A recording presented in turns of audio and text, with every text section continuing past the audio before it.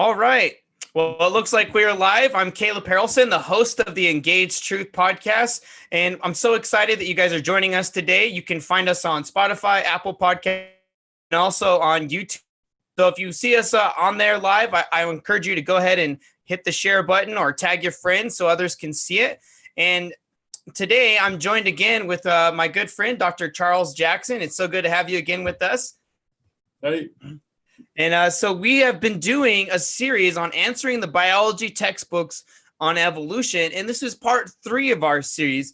And before we get into that, I want to really encourage you guys to engage with the truth, engage with critical thinking on the claims that are made in the biology textbooks, because on this podcast, we like to engage with these tough objections and criticisms against Christianity. And we're making the case that Christianity is total truth for all of reality. It's not just a personal truth. It's not just a subjective truth. It's objective truth that applies to everyone, that we believe from Genesis to Revelation, that it describes historical events, and it all is pointing to the person of Jesus, the resurrected Savior Jesus, who came to die for humanity's sin and resurrect from the grave and prove that he is God, and then our sin has been paid for. Now, we're looking at as we've been looking at the biology textbooks, we have to ask ourselves over and over, well, why are we spending so much time going through this issue? We're getting into the nitty-gritty in some of these things. Now, this is one of the textbooks right here, if you're watching the video, that is being used in public schools. I know, particularly even in the city where I'm at, it's being used in public schools, and I can attest that this is a lot more apologetic than when I was taking biology in high school. And what I mean by apologetic, for those of you who aren't familiar with that word, is it's making a defense of a particular worldview and responding to objections. And so there's a lot of worldview training in this book, because there's a sad assumption in our culture that would say that things are just neutral. Things are neutral when it comes to education. Well, neutrality is a myth when it comes to education. You either have a reference to saying that God matters, or if you don't reference that, you're saying he really doesn't matter. But you even come with, there's a starting point that you presuppose something is true. Even when you come to any point of knowledge, all strands of knowledge from a biblical worldview are intended to reflect and glorify and honor the Lord Jesus Christ, because in Jesus are found all the treasures of knowledge. The beginning of knowledge, the fear of the Lord is the beginning of knowledge. Well, now, go ahead. Modern liberal teachers will try to say that, well, we're not teaching values. We want the kids to develop their own values. And they're either just not thinking and engaging their gray matter into this, or they're lying, because nobody teaches in a moral vacuum. Everybody teaches according to a certain, we teach them, don't cheat, we'll punish you. You got to be on time. You got to wait in line at the water fountain and the pencil sharpener. Don't lie to the teacher. Turn your work in on time. You know, there's all kinds of, don't copy off each other's, don't do each other's homework. Don't hand in a plagiarized, downloaded research. Everybody teaches values and morals and ethics when we teach anything. So it's really a big lie to say we don't teach worldview. We do. Everybody who teaches worldview. And so it's just a matter of whether you're going to subscribe to society's worldview. And there are a few things where Christian biblical worldview and society worldview at least used to dovetail on, like honesty is good, hard work is good, loyalty to friends is good. But now a lot of these things, the heroes in a lot of TV shows and all, don't work. They're disloyal to friends. They're admired for how good of liars and romantic cheaters they are. The moral compass has gotten fuzzier and fuzzier every decade as we've watched it. But they are still teaching, and the worst thing is you can't be intolerant. And I had a girl at, what was it now? It was a University of Science and Arts in Oklahoma. I think it's in Lawton, or Chickasha, said, and she was wearing her big atheist T-shirt, with the atheist club members flanking her. She said, "The only people I'm intolerant of are intolerant people." She was very proud of saying that. But after a few more sentences back and forth, I said, "Well, how do you decide who's intolerant? You decide who's intolerant." So that's not. I said, "You're intolerant." She goes, "No, I'm not." And the whole audience said, "Yes, you are," because she decided anyone who was a Christian or a creationist was automatically intolerant. And so it's just as hateful as the thing she's saying she's above. Very, very base stuff. Oh yeah, it's inconsistent because you have to borrow from a standard of morality that doesn't exist in an atheistic worldview. Now, granted, many atheists live very moral lives, and we're not saying that they can't, but the issue is they can't justify morality. Now, here's an interesting quote as we get into a little bit of the biology textbook here, and this is on page 451. And they actually have a section here in the biology textbook. So I'm holding it up. Those who think I'm making this up, you can see this is real stuff. It says, "Why is it important for people to understand evolution?"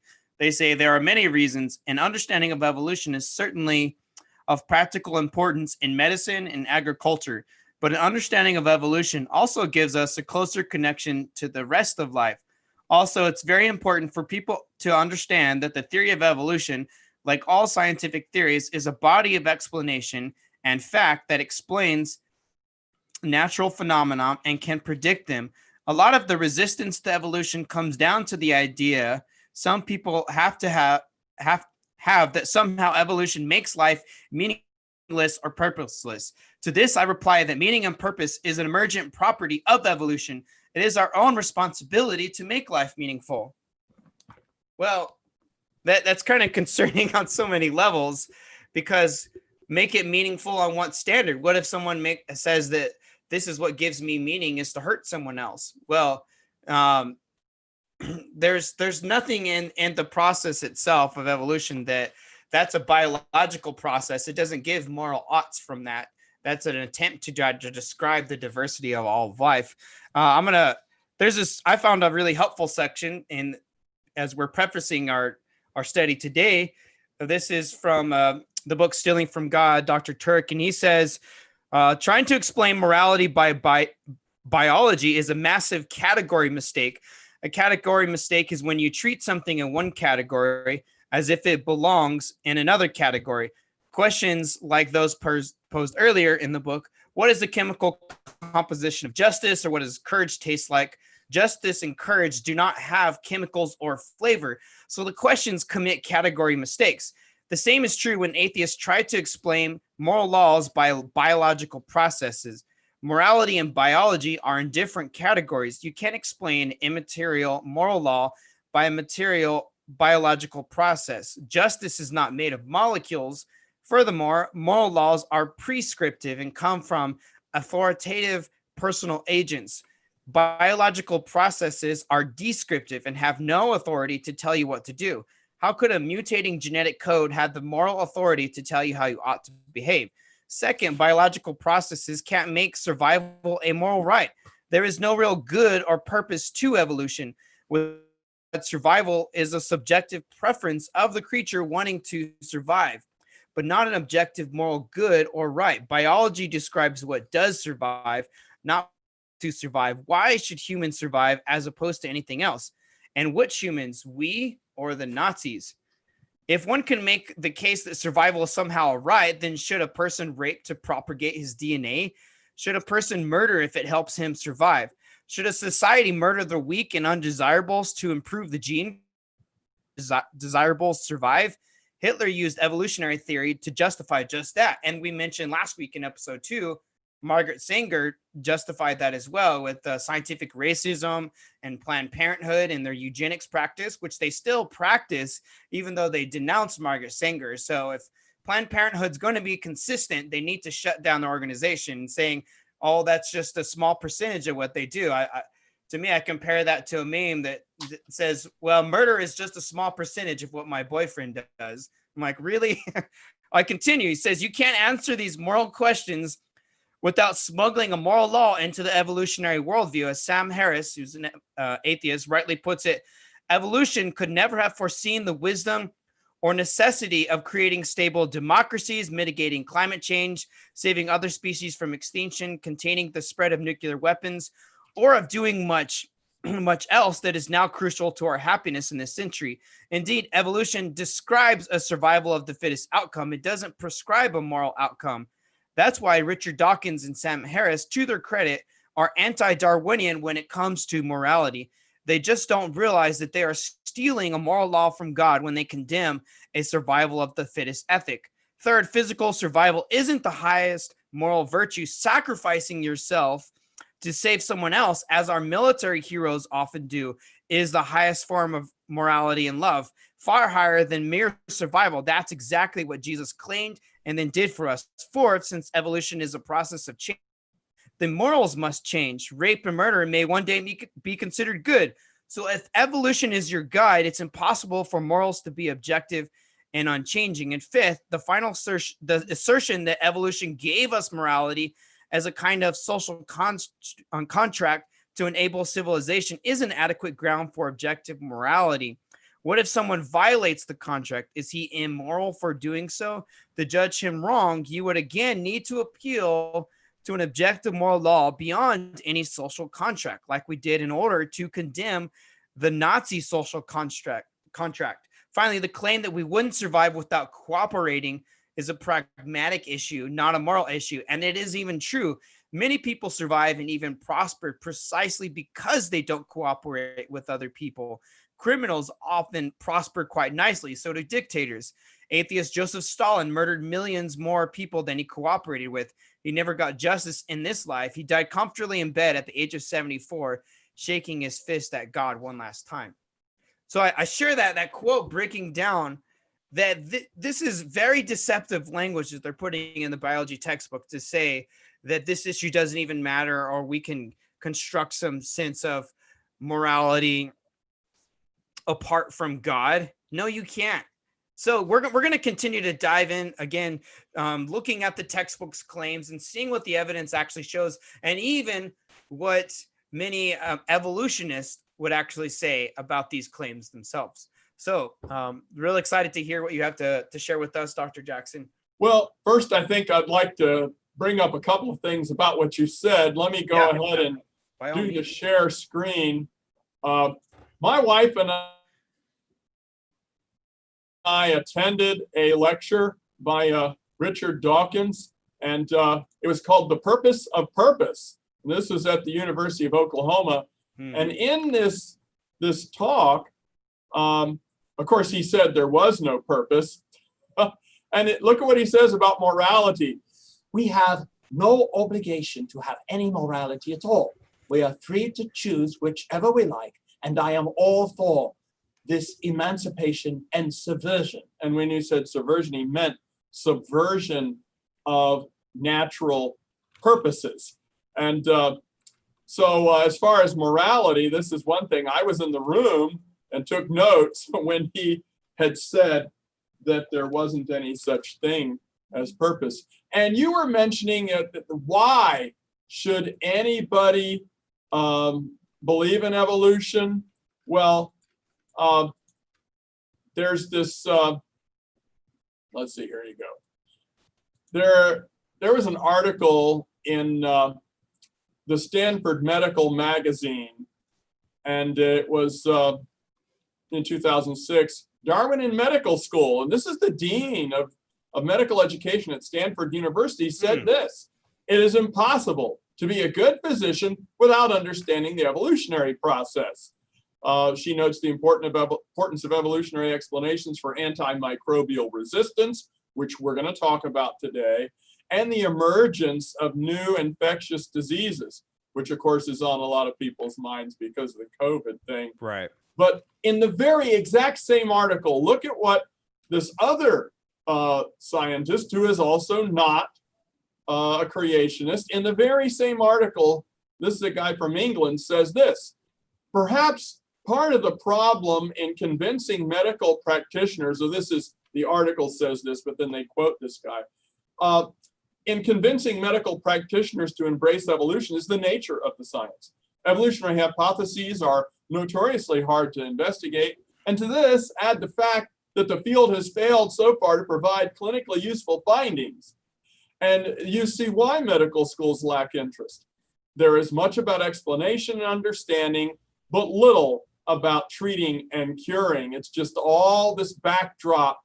And they just, like I said, they'll say, all this stuff is true, and they'll say, yeah, and this is all, couched on the stage of evolution being true, by the way.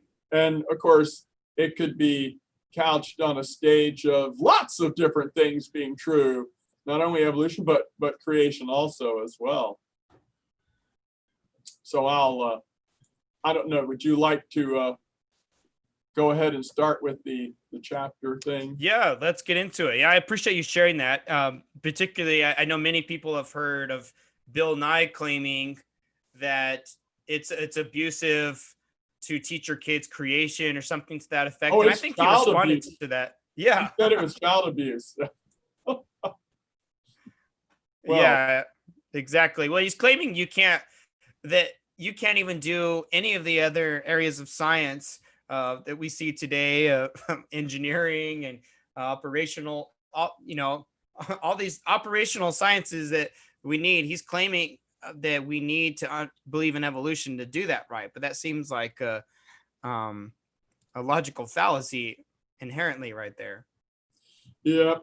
Well, now, this was the closest thing to the book that you have is this edition of Campbell and Rees from 2005. And I was speaking at Butler University when I did this. But, I was at your hometown university, UTEP, University of Texas, El Paso, one of the first times I did this. And it was that book that I showed you the cover of before with the giraffes on it. It was that book, Lies in Your UTEP Biology textbooks. And so we'll look at that one too. That'll be have a hometown thing, even if it isn't your high school.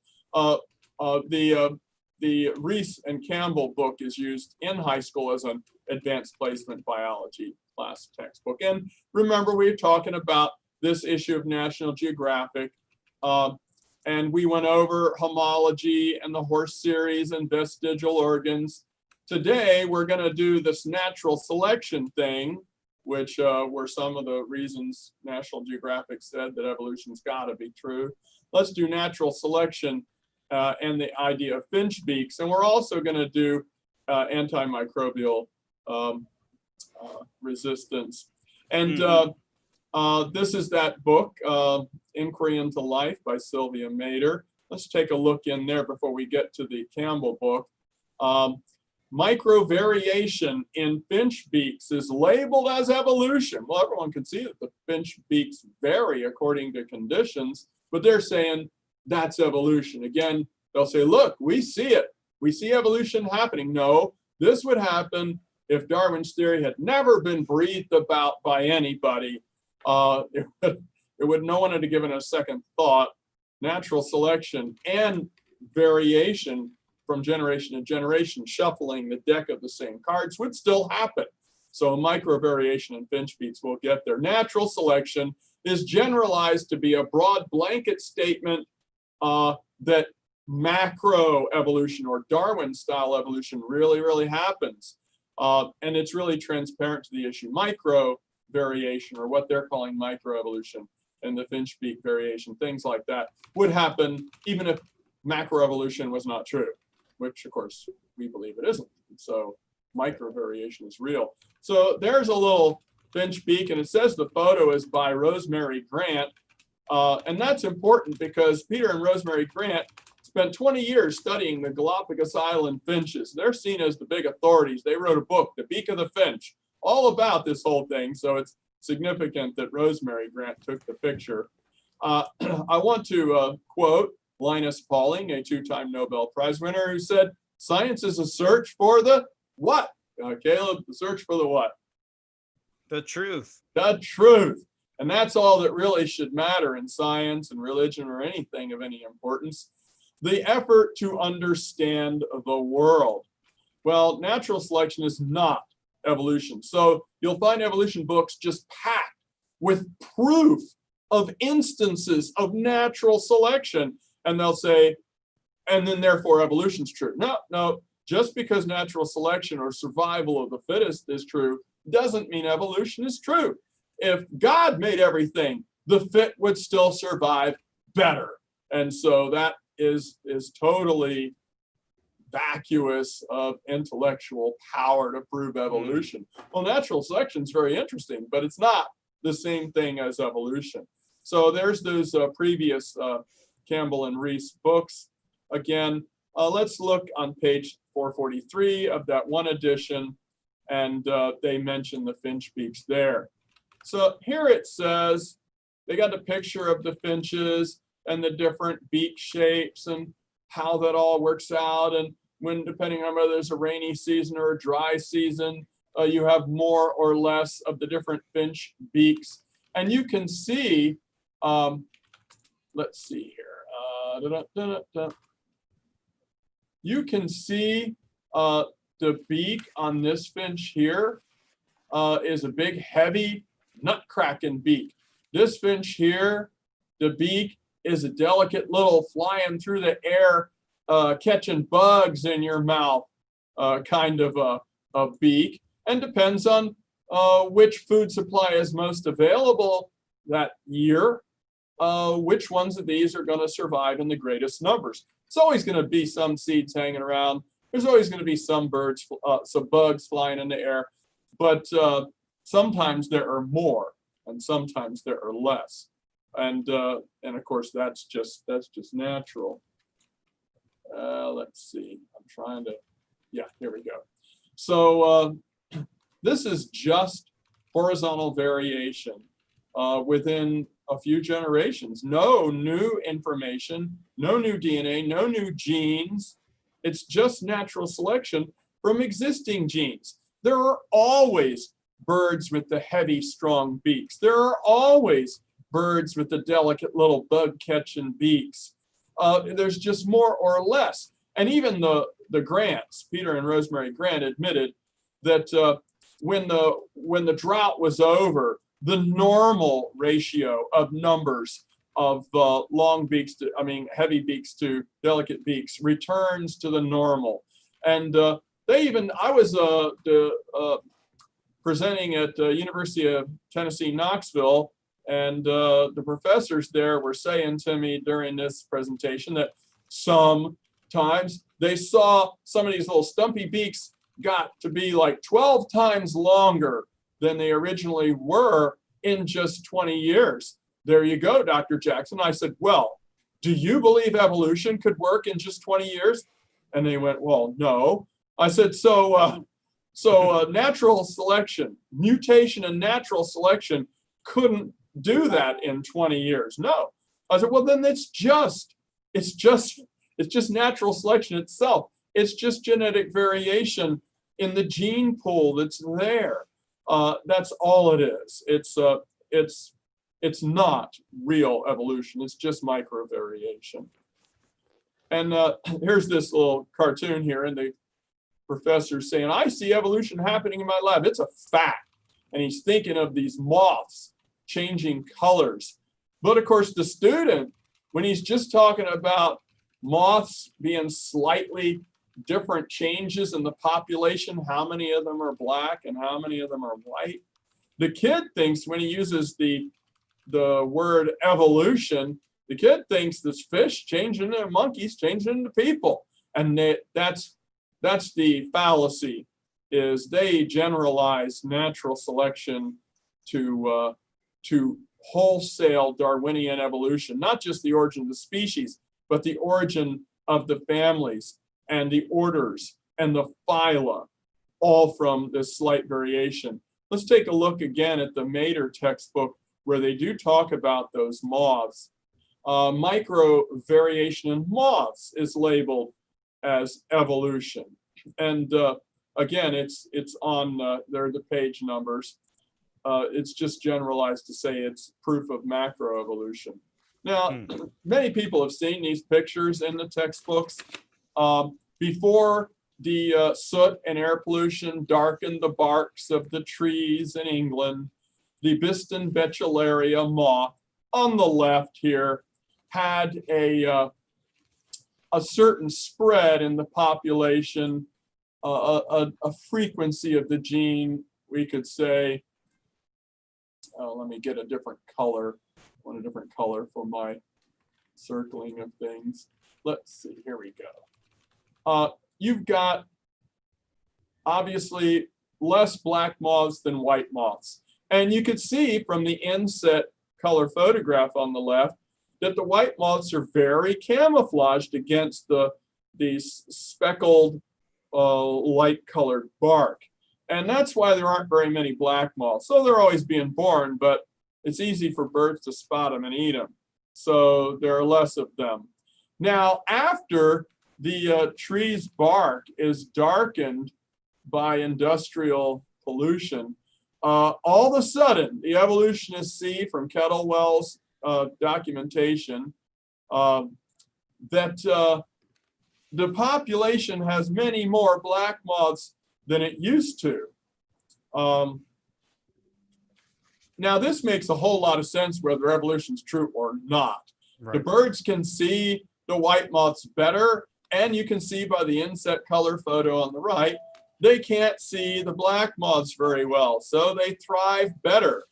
But notice, and I always like to point this out, notice that in the beginning, before evolution happens in this story, there are black moths and white moths. And notice at the end, after evolution, as I like to say, the magic of evolution, there are still black moths and white moths. Again, no new DNA, no new genes, no new traits. This isn't even a shuffling of the genes. This is just that some are more fit to survive in this new situation than others. And the same parts of the fragments, the same varieties within the species are still present. This actually, I'm sorry, but this is idiocy to claim this proves that we came from monkeys or that monkeys came from fish. But then it's a semantics argument. Look at what it says at the top there, I highlighted in green in that page of the book. Any change in the allele frequencies signifies evolution has occurred. So obviously a change in how frequently this certain allele shows up, the dark colored allele, if that's all evolution is, then I believe in evolution. But that process of shifting the bulk of the population to the darker color, no matter how much you shift it, you'll never get a purple moth out of this. I don't know, maybe with some shuffling of the deck, but the moths aren't going to change into giraffes and the monkeys won't change into people. This is variation within the kind. But look at this real insidious highlighted green question there at the bottom above the picture. Since a change in allele frequency is our definition of evolution, then evolution has occurred. Again, if that's all evolution is, then I believe.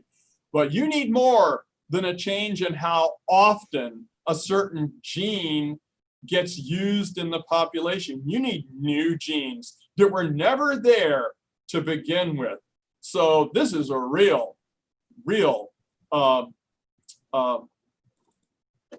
it's a bait and switch sort of a thing. Oh yeah, for sure. It's very misleading. It's what that little thing where they put the bean under the cup, and it's it's not what they're saying it is. It is something, and this really happens, but it's natural selection.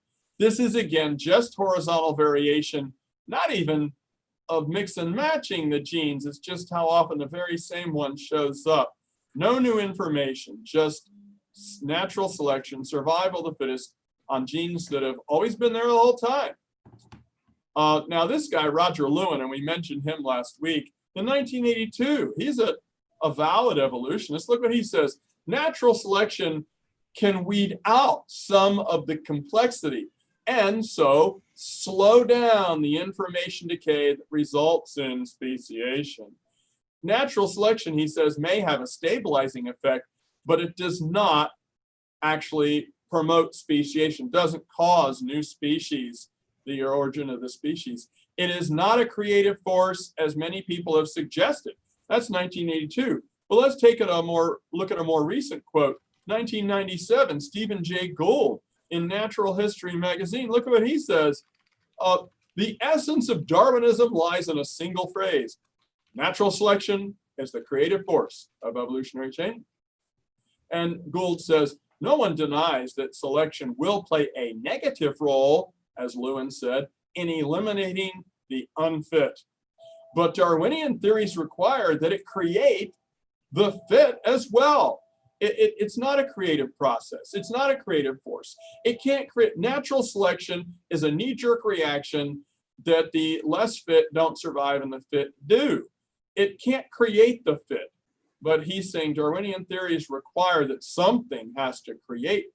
And they'll say, on the African Serengeti grassland, you've only got fast lions and fast gazelles, because slow gazelles become lion lunch. And slow lions miss out on lunch.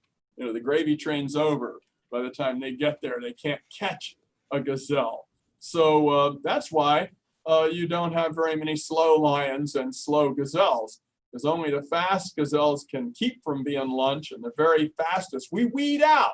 It's just like you're breeding racehorses. You're not going to deliberately breed your fast horse with a slow horse. No, you want two Kentucky Derby winners to breed together to have fast little foals that later grow up to be Triple Crown winners, you know, trifectas. But the same thing happens in nature. Only the fast gazelles live long enough to reach maturity and be the ones who get to reproduce and breed and make the next generation. And only the best lion hunters get to breed and live well enough, long enough, and healthy enough to breed and be healthy and have lots of baby lions. And they all inherited fast running genes. But there are limits to this. You can't create new genes this way. It's only eliminating the unfit. That's all this situation is. So let's look again here. There were some other things, and very related to the finch beaks and the moths is antibiotic resistance. And everybody's heard that germs, we can't use antibiotics too much because germs will evolve to become immune to our new medicines. That really doesn't happen, not the way that they try to say it does. Let's take a look and see what we're talking about. Here's a page from that National Geographic, and they listed the germs becoming immune to our drugs as the number one evidence of evolution. Let's take a look at that. The capacity for quick change among disease-causing microbes is what makes them so dangerous to large numbers of people and so difficult and expensive to treat. They leap from wildlife or domestic animals into humans. Sure, like you've heard of bird flu and swine flu, they can go from animals to people. Their inherent variability, and they're talking about the germs, their inherent variability allows them to find new ways of evading and defeating the human immune system. Well, it's not like the germs are really trying to find a way. This is like Stephen Jay Gould's left wall thing. It's not like the germs are, oh, look, the humans have invented a new antibiotic. Let's evolve. They're not really trying to find new ways. It's just, but by natural selection. Now, that's true. Natural selection is happening because the germs that can't handle the new antibiotic drug, they will die. And the ones who can handle the new antibiotic drug, they will be survival of the fittest.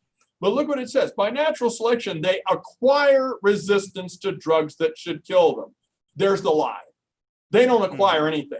They never get any new genes with new genetic information and new traits to actually acquire something new they didn't have. And so they just highlight it now with that two-word sentence, they evolve. They evolve. There you go. Slap it in the face of the creationists, they evolve. There's no better or more immediate evidence supporting the Darwinian theory than this process of forced transformation among our inimical germs. And they even mention later on that it's similar to the horse series thing happening. You see, it's an evolutionary series, just like the horses are. Well, let's examine this a little bit more.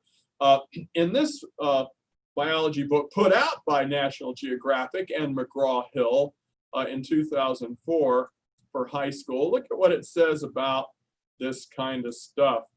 It says that bacteria can become resistant. More and more types of bacteria have evolved that are resistant to penicillin. They've evolved. That's their big word they like to say. They evolved. And let's look a little bit more what it says here. Superbugs defy the drugs. They have developed resistance to the antibiotics. They keep saying that, but nobody acquired anything. No one evolved anything. No one ever developed anything. And all of the data we've collected, those action verbs never happened. Let me explain to you. Here's an image from a textbook, very popular, and it says that the development of bacterial resistance to antibiotics is direct evidence for evolution. Oh, it proves evolution because some species have evolved. Yes, they've evolved. Now, that really sounds like, you know what? Creationists have got to be stupid because look, there it is right in front of you, and we know this. But look at the steps of this evolutionary process that they show you themselves in the picture in their book. Man, Caleb, it's just like the germs. It's exact. I mean, the moths. It's exact. The exact same thing as those moths. Take a look. Step A, the bacteria in a population varied in their ability to resist antibiotics, just like the moths varied in their color and their ability to camouflage against the birds eating them. There you go. The red ones are not resistant to the new antibiotic. The person's going to get an injection. That's it. The blue ones are resistant because there's naturally some bacteria in the population that they're not as allergic to it. They're not as toxified by it. And I always like to use the example of the human population. Some people just are immune to poison ivy, to the toxin on the poison ivy leaf. And some people aren't. This is the same thing here. Now look at B. When the population gets exposed to the antibiotic, someone takes the antibiotic and all the germs in their body are facing this new poison. Only the resistant bacteria survive. Well, this makes sense so far. If the world was covered with poison ivy, some apocalyptic poison ivy pandemic, well, all the poison ivy sensitive people like me would itch to death, and the people who are immune to it would be survival of the fittest. They'd be the only ones left. They would breed with each other because they're the only ones alive, and all their kids would be immune to poison ivy. And evolutionists would say, behold, evolution, a new race, a new species of humans has evolved, the anti-ivy humans, Homo anti-ivius, you know. But that's what's happening here. And that's what happened with the mold. Look at it. Step C, the resistant bacteria live and produce more resistant bacteria. And you can see there are very few red bacteria left and huge numbers of blue bacteria, which the antibiotic cannot stop them from reproducing. They're there now. But again, I implore you, what do you have before the magic of evolution? You've got red bacteria and blue bacteria. And what do you have after the magic of evolution? You've got red bacteria and more blue bacteria. Look, again, how can anyone who's thinking and smart and well-educated and logical in their thinking ever say that this proves it's direct? I can get my little drawing tool back out here. It's direct evidence for evolution. Yeah. That evolution has happened. This is not the kind of process that's going to get you from lizards to birds and change their scales into feathers and their front limbs into wings. No, there's the blue bacteria were there all along. There's just more of them now. It's really very misleading to tell people. If I could add in there real quick, is that Sure. my textbook on their whole section, they were talking about natural selection. Now, on page 457, they say within a decade, Darwin's book and its proponents had convinced most scientists that life's diversity is the product of evolution. Darwin succeeded where previous evolutionists had failed, mainly by presenting a plausible scientific mechanism with, get this, immaculate logic and an avalanche of evidence. Yeah, well, you can see the book even showed you that what they were talking about wasn't Darwin style evolution at all. So let's see, let's go on here. Now look at this, 1990. Some people are aware of the Franklin expedition, Northwest Passage, get the North Pole, and all those kind of things. That they died and mysteriously their bodies were lost. They found their frozen bodies 150 years later. Look what it says here. Notice the title of the article, Ancient Bacteria Revived. Scientists at the University of Alberta, Canada, have revived bacteria from members of the historic Franklin expedition, who mysteriously perished in the Arctic nearly 150 years ago. Not only are the 6 strains of bacteria almost certainly the oldest ever revived at that point in time in 1990, 3 of them also happen to be resistant to antibiotics. In this case, the antibiotics clindamycin and cefoxitin, both of which were developed more than a century after the men died. Now, this just proves my point. There were always some bacteria hanging around in the population, in the gene pool, who are already resistant to some drug that we invent that's new.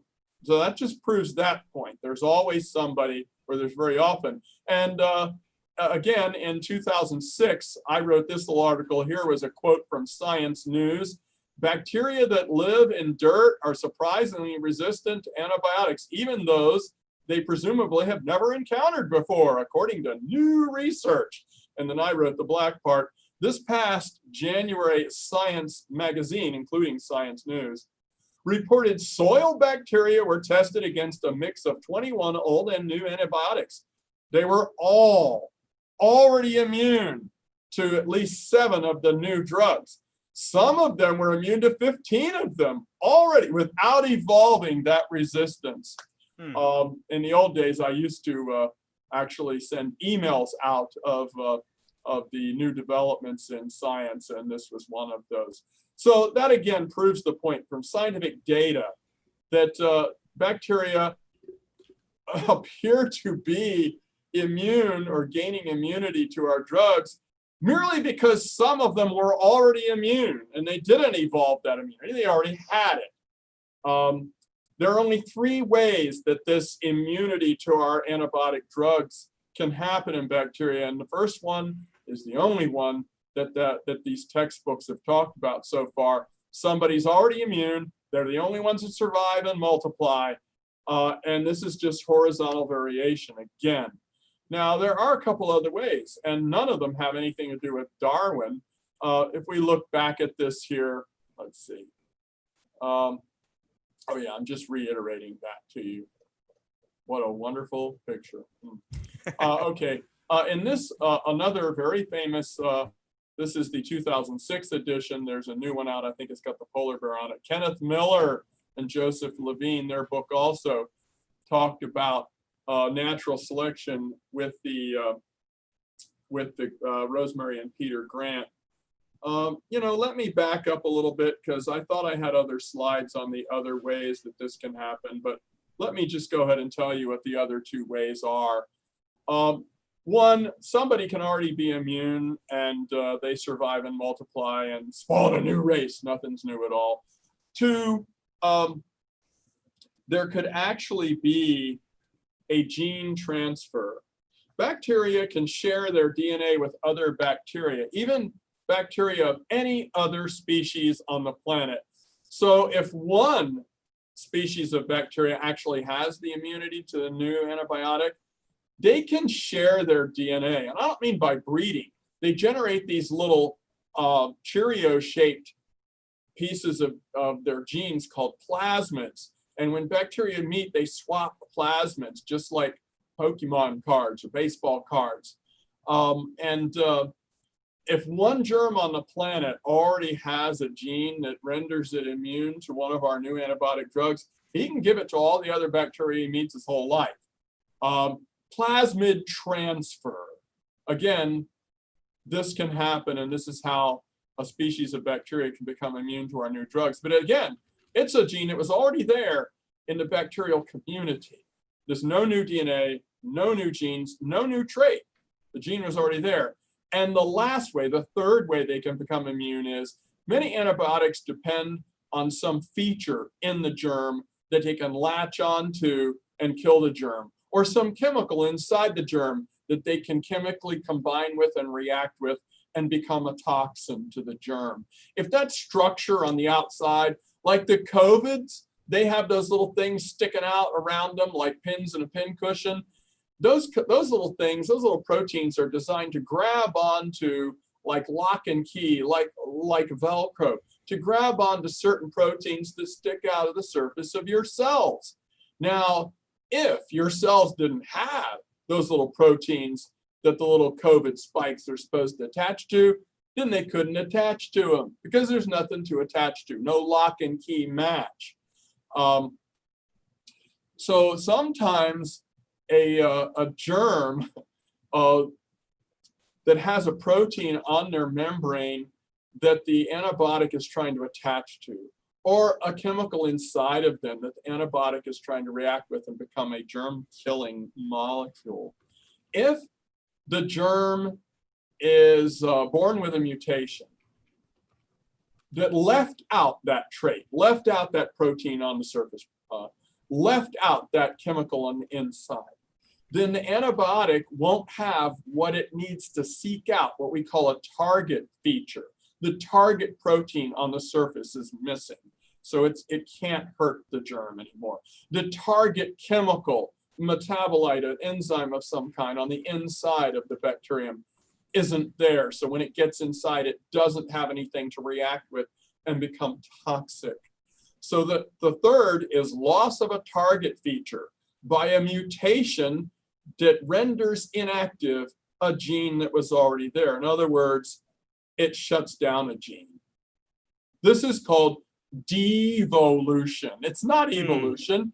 If that's how germs evolved into people, then bacteria should all shut down all their DNA so they can all become people. So this is, again, none of these three things. And you can look in graduate level immunology textbooks. You will always find one of these three things is the clinically data-based way that we have ever observed bacteria becoming immune to our antibiotics. Only these three ways. They never evolved some new kind of chemical warfare, some new kind of a shield against our antibiotic drugs. It's always like this red and blue bacteria thing, the first one that I mentioned, or a plasmid transfer, or a loss of a target feature. And so applying this whole thing also to the finch beaks, the Grants did admit they never observed the formation of a new species. Well, in 20 years, of course, this is only selection.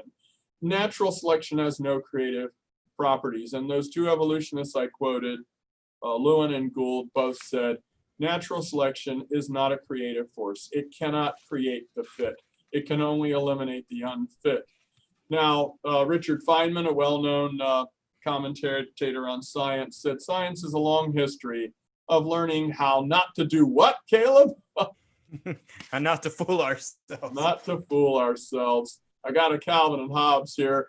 Isn't it sad how some people's grip on their lives is so precarious that they'll embrace any preposterous delusion rather than face an occasional bleak truth? Not only the bleak truth that evolution's not true, but the bleaker truth that natural selection doesn't give you a penny's worth of proof that evolution's true. Whereas most of the books and professors and great speakers and thinkers in evolution, most of them will say natural selection, and they'll put an equal sign, is evolution. Ipso facto, when you see natural selection, you've seen proof. You've seen evolution happening right before your eyes. Like that professor told the boy in the cartoon there, I see these moths, it proves evolution's true. And the boy thinks it means that we came from bacteria. That's what the guy thinks it proves, but what he actually saw was nothing like it at all. So, and here's a quote from a book in 1905. Natural selection may explain the survival of the fittest, but it cannot explain the arrival of the fittest. So, I mean, evolutionists say, yeah, evolution shows us how fish turned into gazelles and lions. It's that fish turned into the Morganucodon rat in the Permian time, and then that Morganucodon rat 210 million years ago turned into gazelles, all mammals, gazelles and lions included. You see, that's the evolution story. But the actual observations we make, they'll just constantly tell you all about fast lions and fast gazelles, survival of the fittest. And they'll say, and that just proves evolution. No, it doesn't. Evolution's supposed to tell us how we got gazelles. There's supposed to be proof of how we got gazelles there, how lions got there in the first place, to be faster and be eliminated or saved by survival of the fittest by natural selection. So you see, it's hogwash. It's a ridiculous illusion to say that natural selection is evolution or is evidence for evolution. If God made everything, if the creation model is true, then slow lions and slow gazelles would die off. The survival of the fittest would still be true. If God created everything, the fit would survive better. And so it's completely transparent to the issue of whether evolution is true or not, because natural selection would happen whether evolution or creation was the true model for how life got here on this planet and all the species originated. Yeah. Oh, that's awesome. That breakdown was so helpful. I know for myself, and no doubt for our viewers and listeners as well. So we're gonna go into a time of just Q&A, and we have questions from previous weeks and other comments that have been sent to me, but I'll hit on those. But if there's any questions that people want to type in right now during our live stream on Engage Truth YouTube channel or Engage Apologetics Facebook page, encourage you guys to go ahead and do that. And while you guys are maybe typing those in, I'm going to kind of build off what you were just saying. This is from Dr. Randy Galuza, the new president of Institute for Creation Research. He was citing in one of his books, he said in 1988, there was the longest, well, started in 1988. There's the longest running experiment on evolution. And they said it generated 7 generations of E. coli per day and now has exceeded over 50,000 generation. And every possible single and double point mutation has been tested. Some novel traits have been expressed, including one with the ability to metabolize a new food source. Yet, the E. coli has not been changed into a fundamentally different organism, not even a different type of bacteria. So, in my understanding, they say as far as mutations go, 50,000 generations is like the equivalent of what many years for evolution, yet it still stayed essentially, it's still E. coli, right? Yeah. And yeah, so go ahead. I don't know if you want to comment any more on that. Well, I'm actually looking for a nice PowerPoint thing on this. Let's see. There are many different examples that evolutionists will give. Kenneth Miller, the guy who wrote the book with the dragonfly on the front, he's fond of talking about the E. coli experiments that have been done. Let me see. Let me do a little bit of a share screen here so we can get to that. Can you see it? Yeah, there it is. Okay. This is a long time ago, 1982, and it was one of the first ones. They destroyed a gene in the bacteria, beta-galactosidase, that can, it's an enzyme that can digest or break down galactose, sugar, beta-galactose sugar. And so the bacteria fed on that. So they destroyed the gene, and then in just 1 or 2 generations, the population evolved a brand new gene that produced a brand new enzyme that could digest a new food source or digest the galactose. So look at this, though. Most descriptions of Hall's experiment stop right there, but what Hall did the next was most interesting.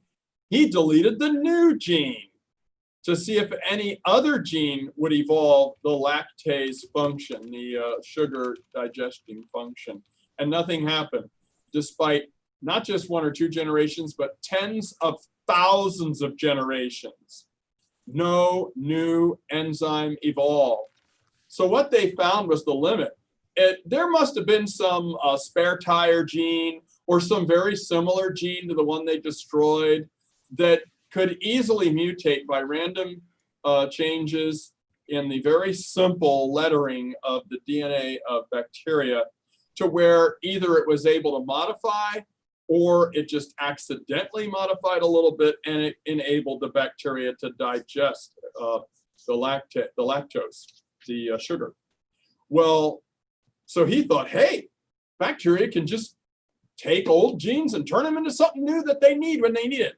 Well, if this happened in 1 or 2 generations, so he just decided to destroy this backup gene that they were able to modify into a gene that will help them out. He destroyed that, and then tens of thousands of generations went by after that, and they were never able. There was never a new lactase enzyme that was ever invented by them. And this is not written by a creationist. Let's take a look at what let's see. Yeah, this is referenced then by a creationist, and I suppose people could stop the tape if this is on a tape and read a little bit more about this. Yeah, but that's sure. basically explaining the situation that I talked about. Oh, and also the nylon eating bacteria is often also touted as evolution. My gosh, I got a weird little hair. There we go.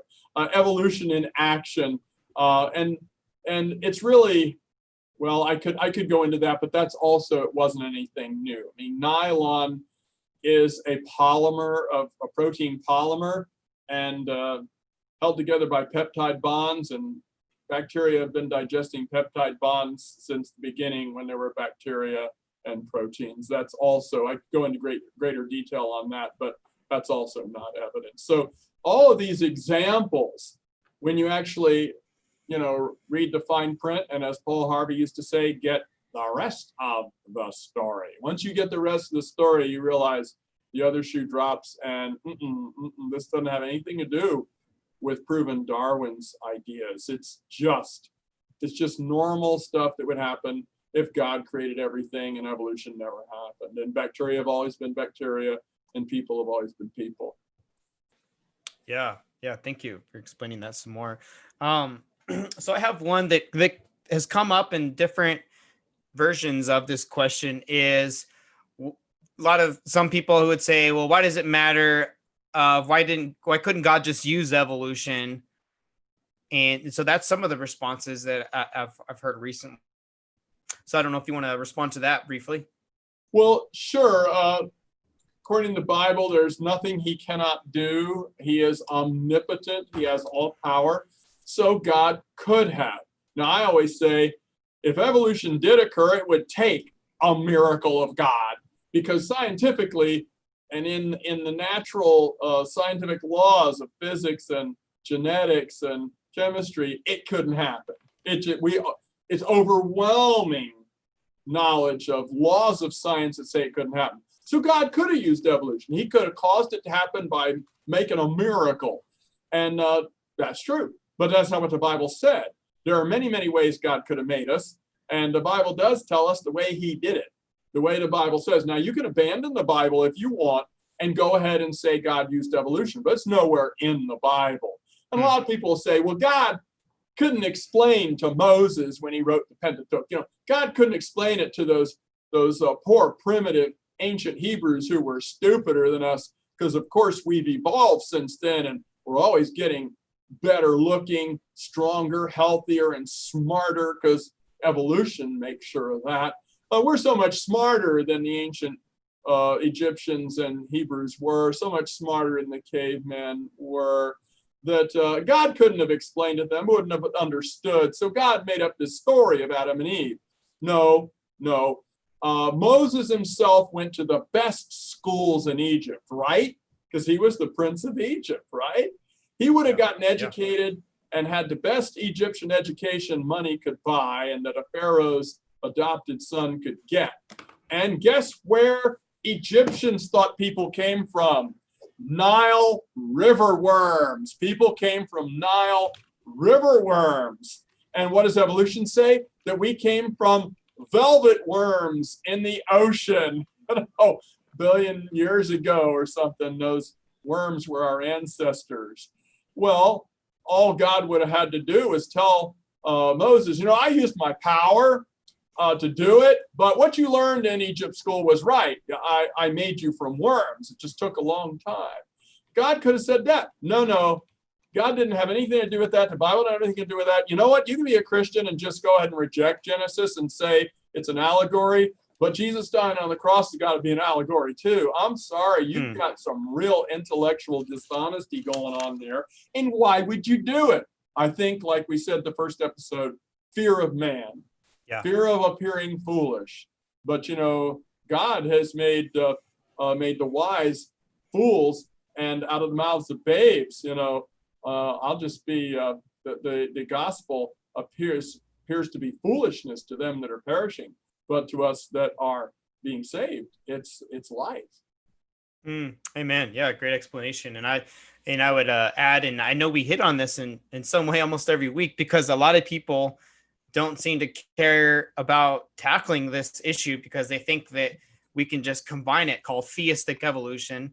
And the Bible doesn't affirm that. There's a lot of people who try to work around that. I know there's different articles, people try to do that, but you would have to approach it assuming evolution's true, and then reading that into the text. And we call that eisegesis, reading a meaning into the text and not letting the meaning come out of the text, called exegesis.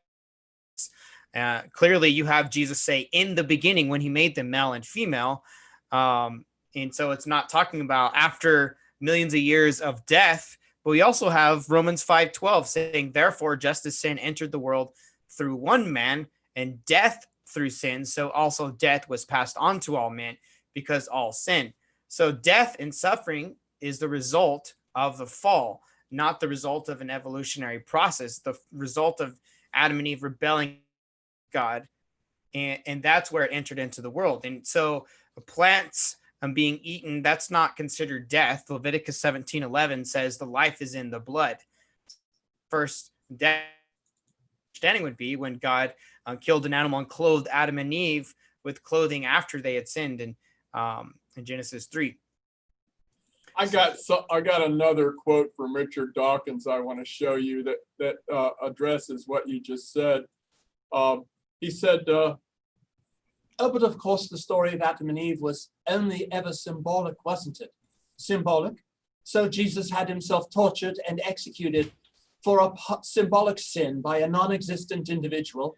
Nobody not brought up in the faith could reach any verdict other than barking mad. Even Dawkins gets it, that Jesus must have believed Adam and Eve were real. Jesus himself must have thought so, or he wouldn't have thought it was important enough to die to save us from the original sin. Now, there are many, many atheistic evolutionists that will make comments very similar to that. And I've got a lot of those kinds of quotes. Let me see here. I want to do, yes. I want there are several, those green ones.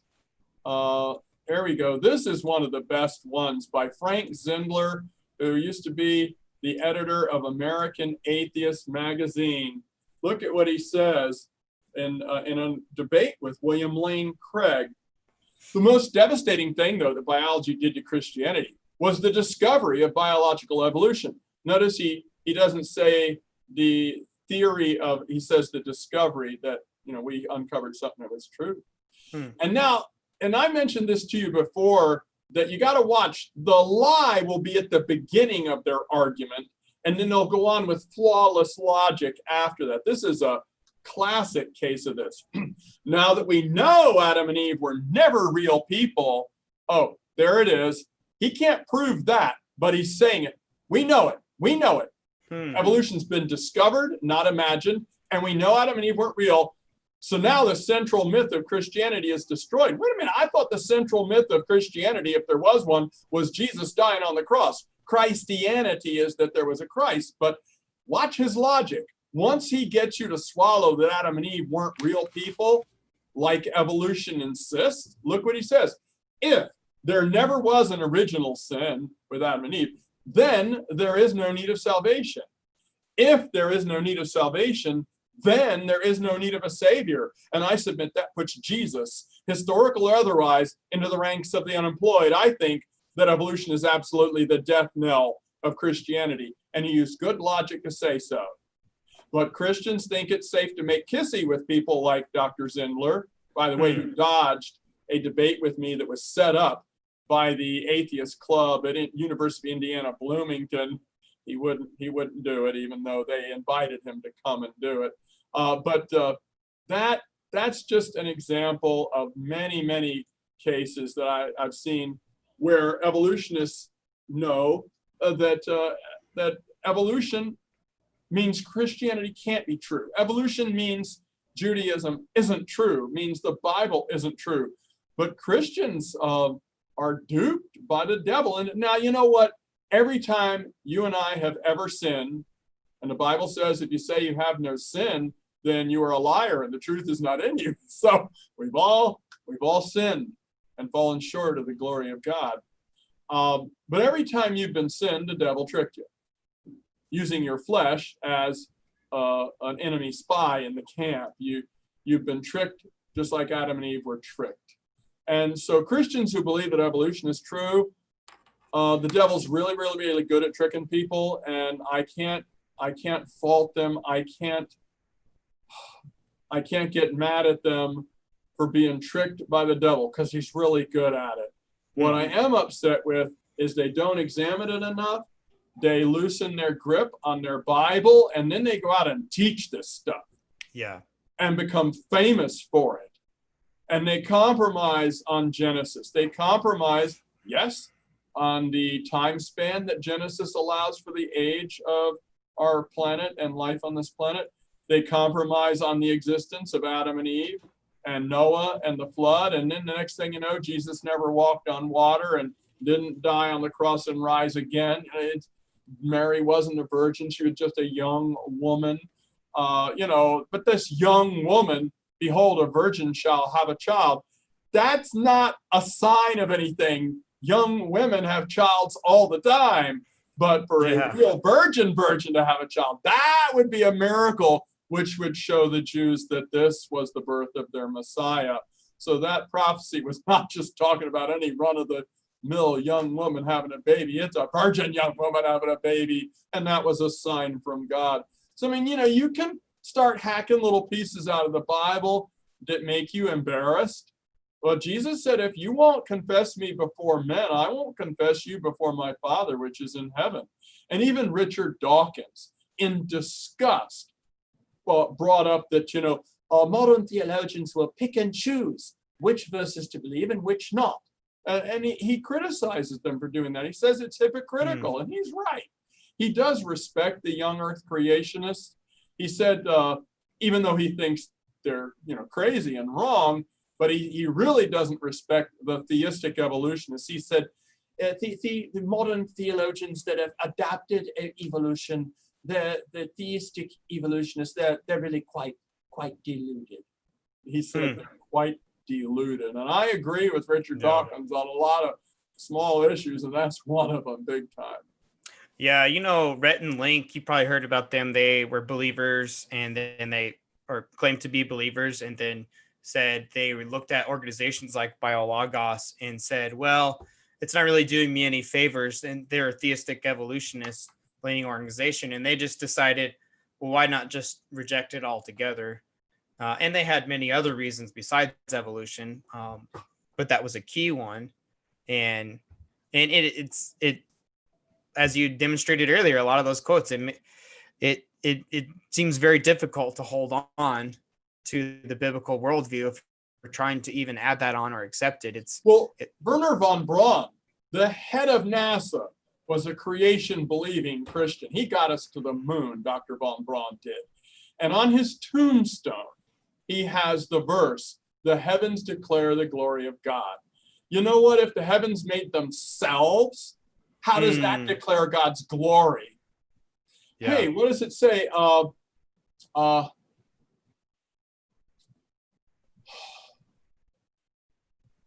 It is the Lord that hath made us, and not we ourselves. We are his people and sheep of his pasture.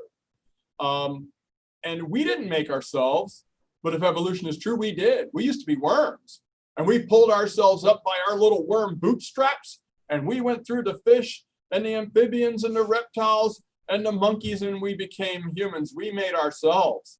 This is really worshiping. Evolution is worshiping ourselves, saying we did it. Yeah. God did not, and God will not share his glory with another.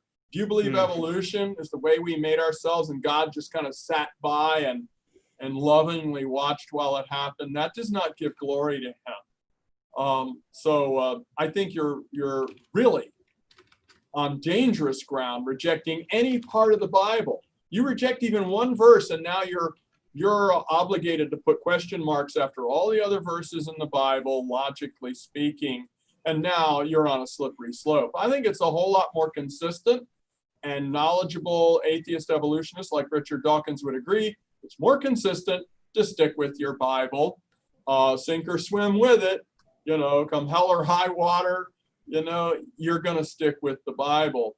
And I got to give it to Richard Dawkins. He sticks with his beliefs too. He got in trouble for agreeing with Nazi eugenics. He said, well, Hitler really got it right, It won't be very popular to say so, but he did. And he knew he was going to be criticized for saying that. But if some gene pool can't defend itself against another gene pool in the species, then they deserve to be genocided, to be eugenicked out. And Hitler was very big on eugenics, and the Holocaust would have been not only not evil, but a moral obligation of a real Darwinist like Hitler was to purge our population of our species from bad ends of the gene pool, you see. But Dawkins does stick to, he sticks to his guns and all these issues, like abortion and genocide and things like that. He says, it would be the right thing to do. It sounds bad and all, but if you really want to stick to Darwinism, you should do it. Yeah. It's really sad to think through the implications like that.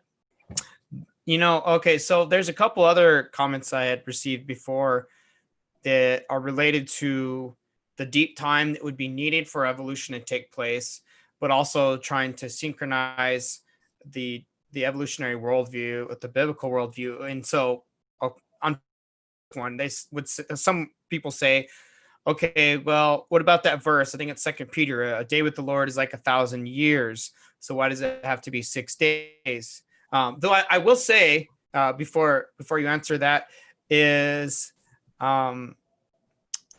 now ultimately the issue is, when did death come into the world?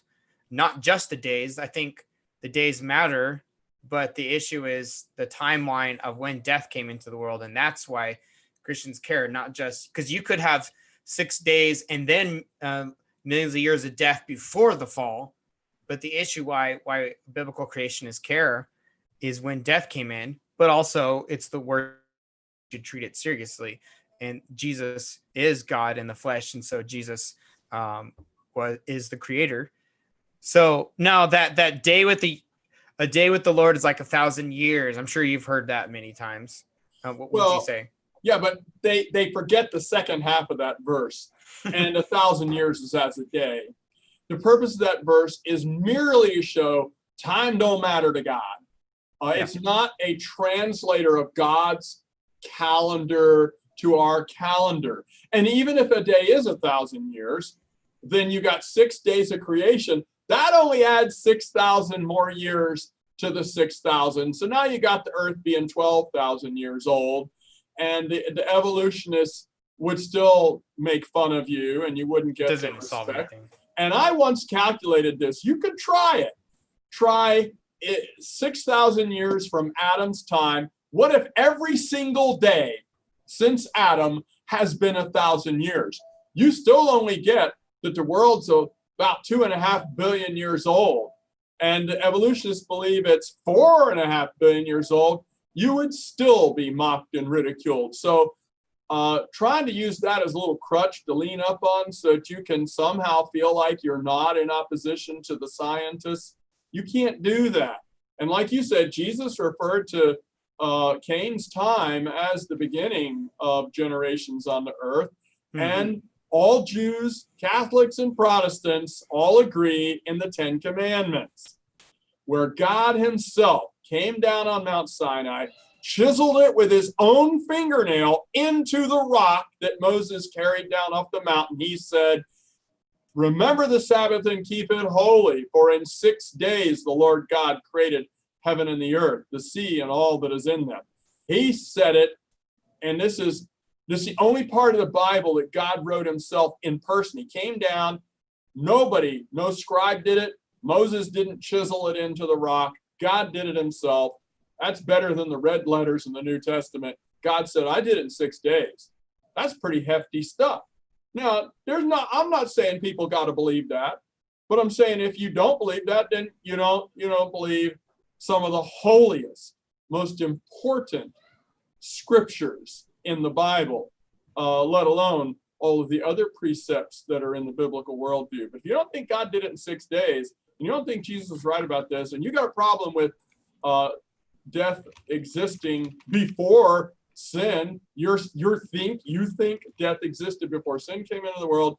Now you're going against Paul, you're going against Jesus, you're going against God in the Ten Commandments.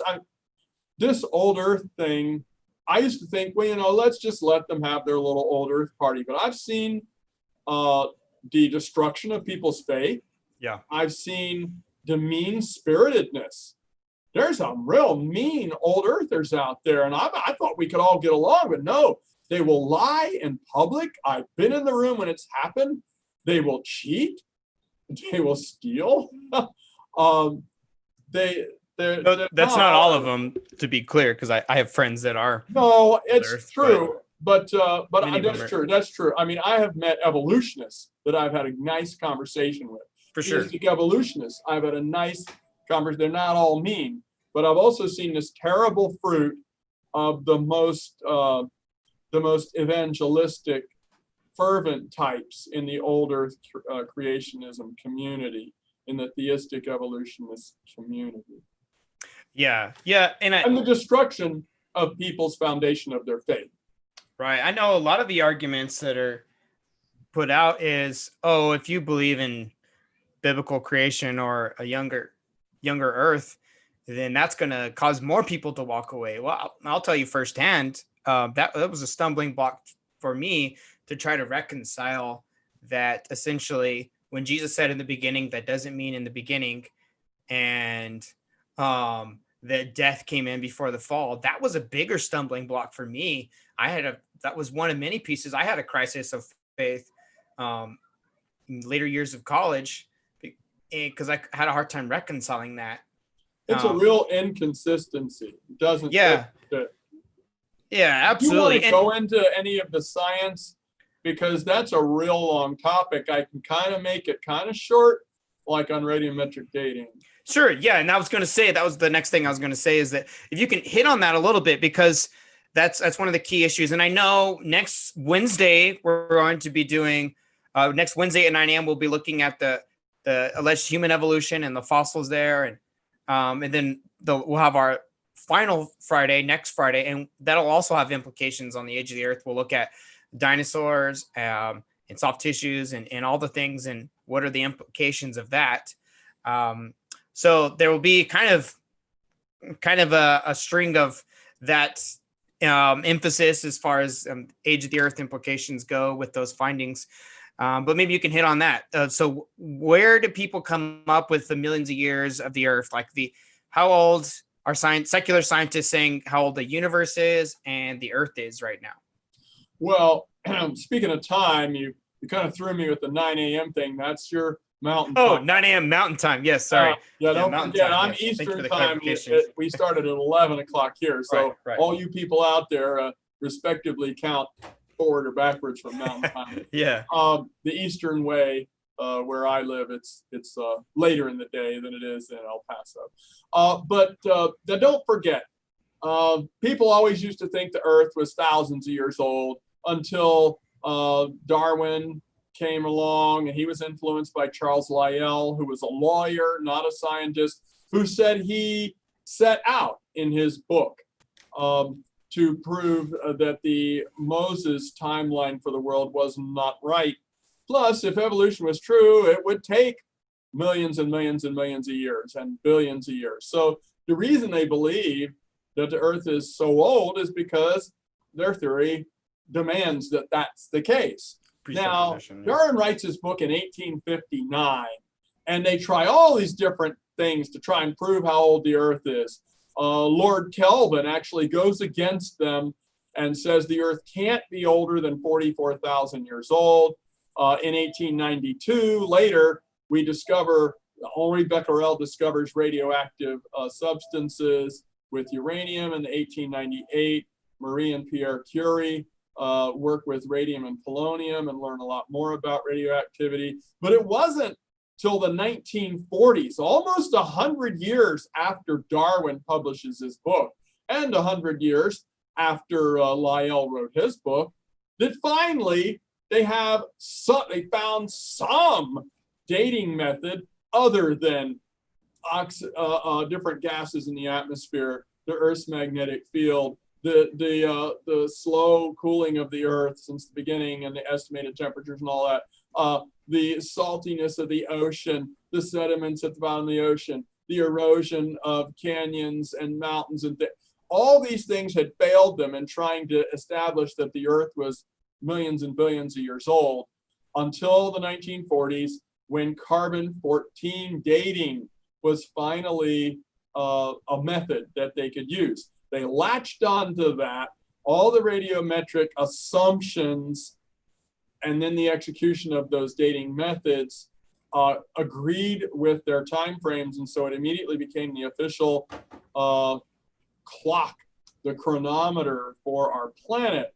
But there are 4 assumptions. I'll quickly go through them. Every radiometric dating method, like carbon-14 and uranium, lead, rubidium, strontium, potassium, argon, they all have 4 basic assumptions. One, that you somehow know how much of the original undecayed isotope was there in the beginning, like how much carbon-14 was there before it disappeared. That's called the parent isotope. 2, you have to somehow assume the amount of the daughter isotope. I mean, carbon-14 changes into nitrogen-14. Uranium changes into lead. Rubidium changes into strontium. Well, what if the rock had a bunch of strontium in it to begin with? Then you're counting all of the strontium you think came from the rubidium changing into strontium. Well, maybe some strontium was already there. And strontium 87 or 88 present can inflate the method's dating of the sample by like 3 billion years. There's all these other problems. So you got to somehow guesstimate what the original amount of the parent isotope was, what the original amount of the daughter isotope was, plus you have to assume that the sample has not been messed with for all these billions of years. No groundwater leached in or leached out anything. No magma chambers got close to it. No earth movements metamorphosed it or exposed it to high pressure or temperature or magnetic fields, nothing, or heat. It's laid unmolested for undisturbed for 2 billion years or 4 billion years or whatever it is. That's a big bet. And here's the biggest one, that radioactive decay rates for all of the known isotopes that are used in radiochronometers, that the decay rates have always been the same. And that's assumption. all four of these are assumptions that I was taught in secular geology classes at George Mason University. They taught us, now guys, we're going to assume these things. It's working for us, but we need to tell you right now, and this was like only a second year geology course I was taking, and they said these assumptions are being made. We just need to let you know. We don't really know for sure. The assumptions all coordinate with each other. It seems to work, so we go with it.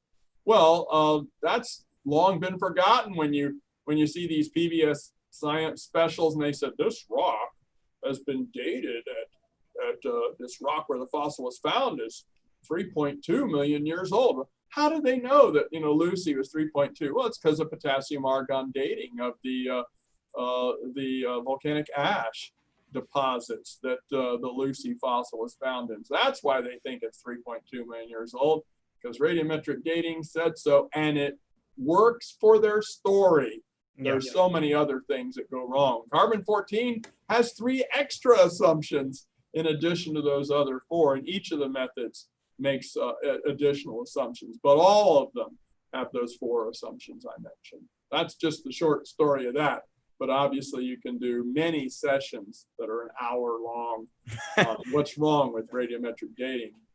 Yeah, and that's on my agenda in the future, to have things just on those issues in the age of the Earth. I mean, giving people a brief sketch that things aren't as settled as everyone's saying. Like, of course, I would really encourage everyone to check out the RATE research project by ICR a couple years ago. They published that, and I think if you type that in, you could probably find all of their published journals and articles for free, is my understanding.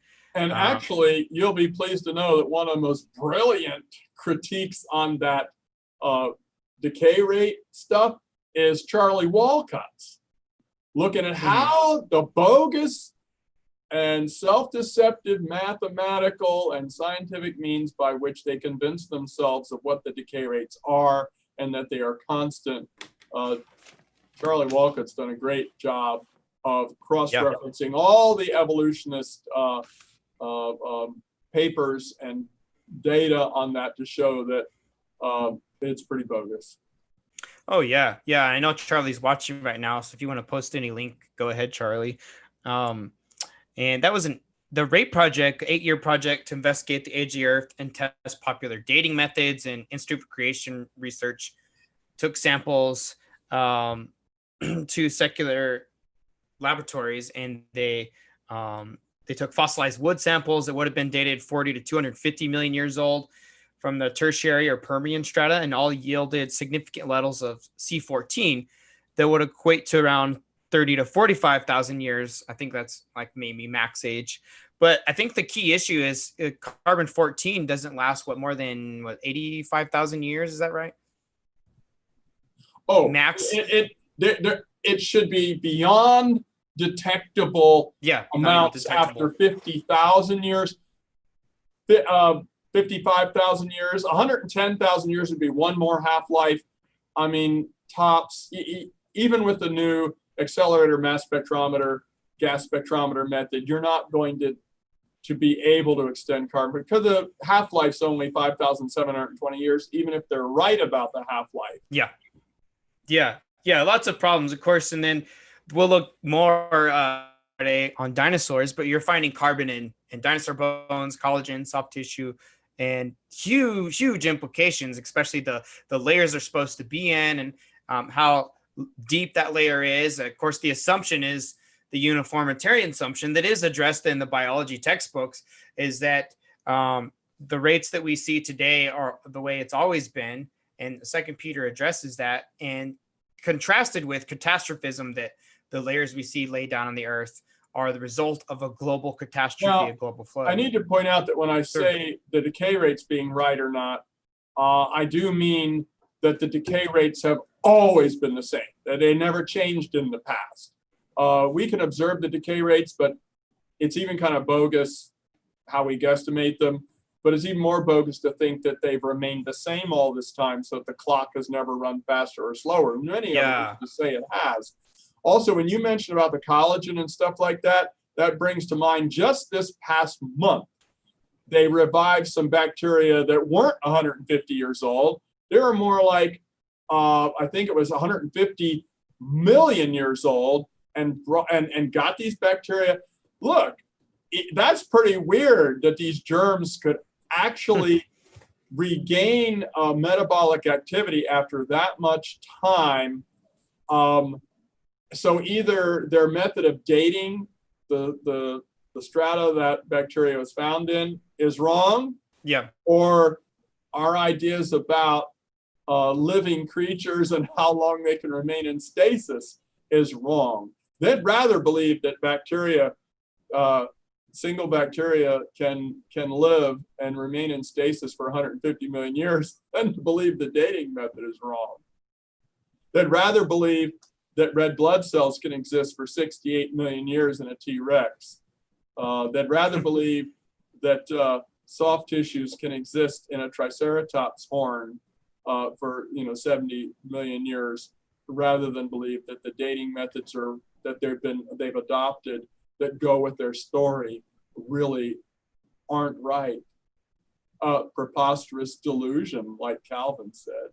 I mean, Yeah. Calvin and Hobbes, Calvin. Yeah, you have to have these rescuing devices to try to fit your story, your presupposition of what you're already assuming to be true. And I've seen a list of when we have the known age of something like the eruption of Mount Etna. They knew it was like go, but then they did it at 0.35 million. And so when you have the known age of something and then your dating method has something way off, which has happened a lot, it's just not always, it's not reported by and large. And even when we try to talk about these issues, we're always bullied, or they try to bully us into silence to say we're anti-scientific and you're abusing children. And we're just trying to talk about the data and the inconsistencies here. Well, even again, I think it was the past 5 or so years, they carbon dated the bodies of some people that were attacked. A village was attacked in, I think, Scotland or something by Vikings. And there was a historical record that said when that happened. And then they found some of the organic material in the graves, the people that were buried or something, or in the bogs, and they dated it. And it was a couple hundred years different from what the historical, the writing of people who were there said when it happened. And the carbon-14 dating was off that much, only that long ago, when the Vikings were attacking northern England or the British Isles. So there are many, many examples of that sort of thing, which would at least lend to suspicion that some of those assumptions aren't always right. Right, exactly. Let's follow the observable evidence where it leads and test our assumptions and presuppositions. And time again, I've found that God's word stands up under the test if we're willing to put him as the highest authority in our life and interpret all things through a biblical worldview.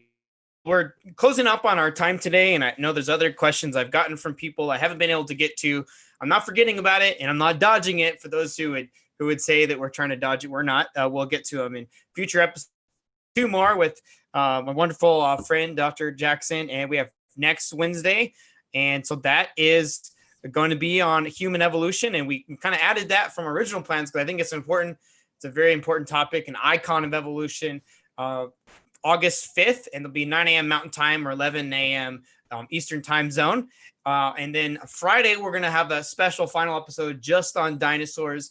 Really hope you guys can join, and you guys will share this from Facebook, share this from the Engaged Truth YouTube channel, and also our podcast. It's found on Spotify and Apple Podcasts. Share it so more people can engage with the truth. And thank you so much for watching again today, guys.